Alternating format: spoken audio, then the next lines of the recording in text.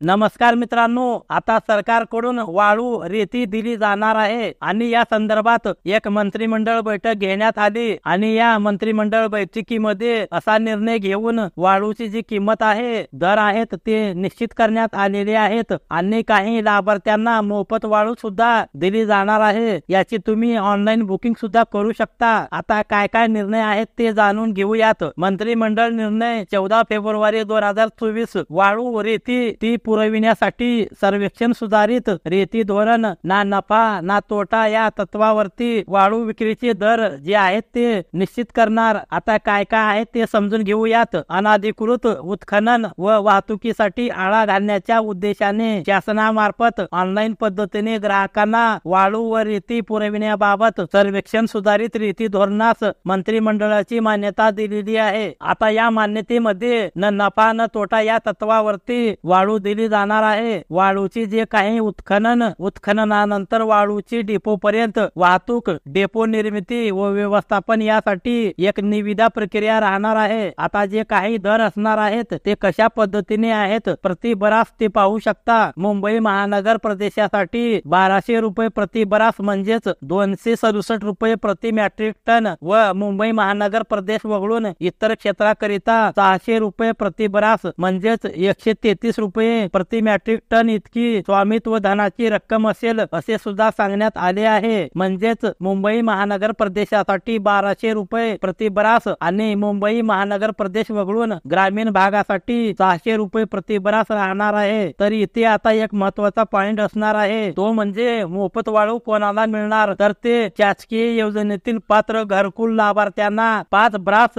पर्यंत विनामूल्य वाळू देण्यात येणार आहे। धन्यवाद।